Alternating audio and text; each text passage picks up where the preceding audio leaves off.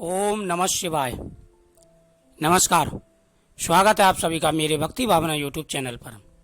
आज मैं आपको सोमवार व्रत उद्यापन विधि और 16 सोमवार व्रत उद्यापन विधि दोनों की विधि बताऊंगा। किस प्रकार से उद्यापन करना चाहिए, क्या आप खुद उद्यापन कर सकते हैं या किसी ब्राह्मण से उद्यापन कराएं। सोमवार में क्या खाना चाहिए, क्या उद्यापन वाले दिन व्रत रखना चाहिए, सादा सोमवार क्या होते हैं, ये संपूर्ण जानकारी आज मैं आपको दे रहा हूँ।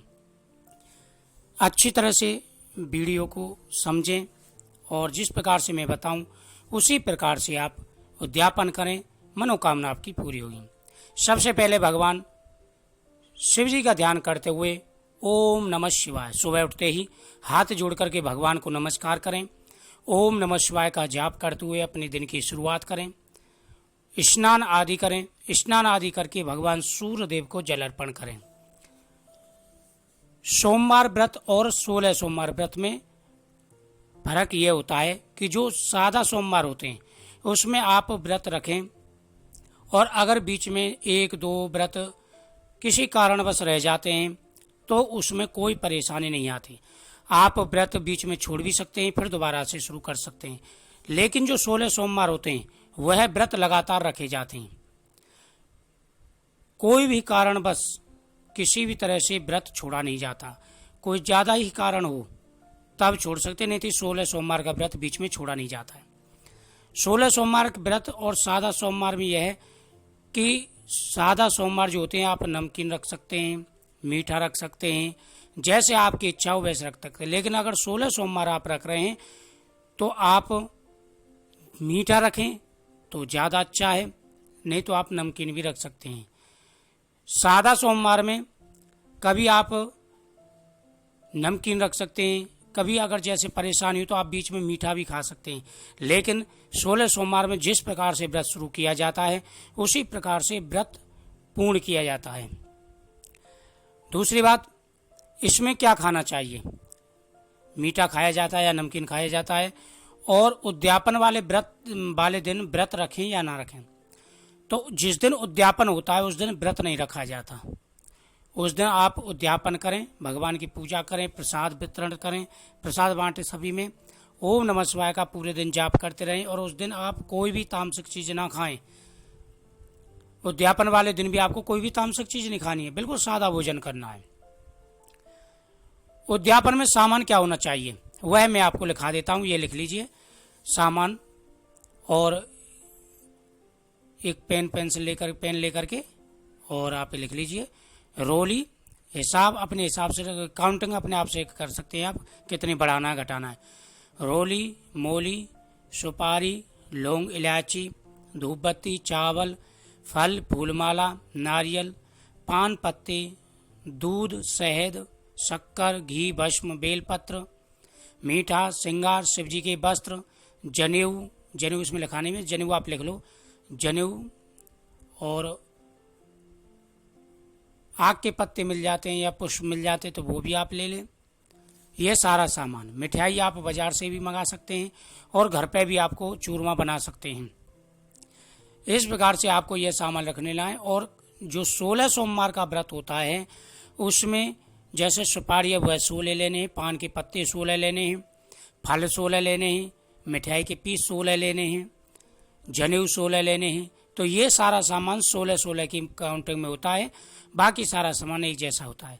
पंचामृत के लिए दूध, दही, शहद, शक्कर, घी, इन सब को जो है एक पात्र में एकत्र इकट्ठा मिला लें और उससे पंचामृत बनाया जाता है। अब मैं आपको बताता हूँ कि आप ब्राह्मण के द्वारा करवा सकते हैं, नहीं तो आप अपने आप कैसे कर सकते हैं वह एक एक चीज सुनते जाइए।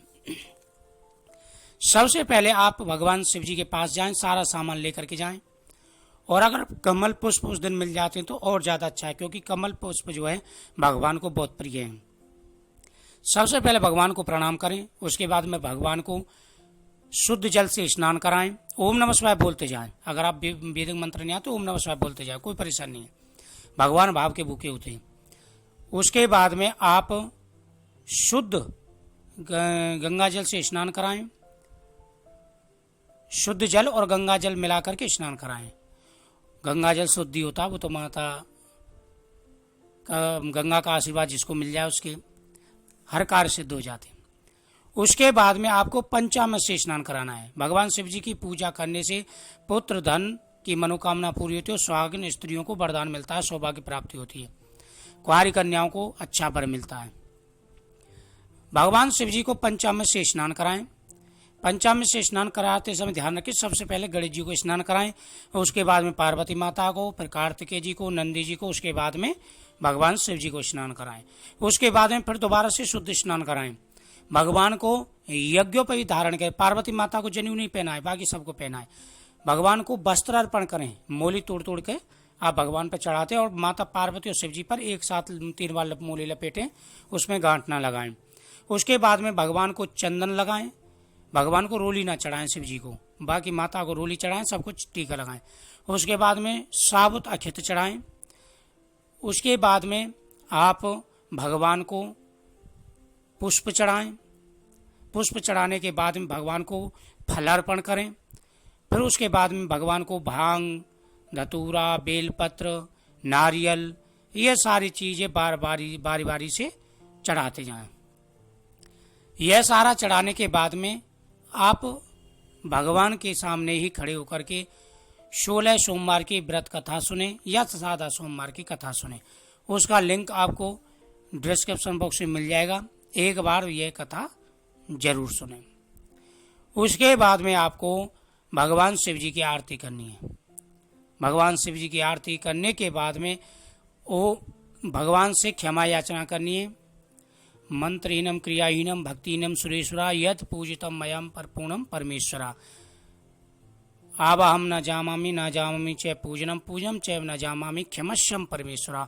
इस प्रकार से हाथ जोड़ करके, हे प्रभु, हम पूजा पाठ मंत्र विधि कुछ नहीं जानते, जैसे श्रद्धा भाव से हमने ये 16 सोमवार का उद्यापन किया है या सोमवार का उद्यापन किया है, आप हमारे इस उद्यापन को जो स्वीकार करें। उसके बाद में जो प्रसाद आपने आप थोड़ा सा प्रसाद भगवान शिव जी पर अर्पण करें। उसके बाद में वह प्रसाद सबको बांटें और ध्यान रखें उसी प्रसाद से आपको पहले ग्रहण करना है। जो प्रसाद आपने भोग लगाया है वही प्रसाद आपको पहले खाना है। व्रत का जो उद्यापन होता है वो मंदिर में जाके ही होता है, इस बात का ध्यान रखें। शिवलिंग पर ही उद्यापन किया जाता है।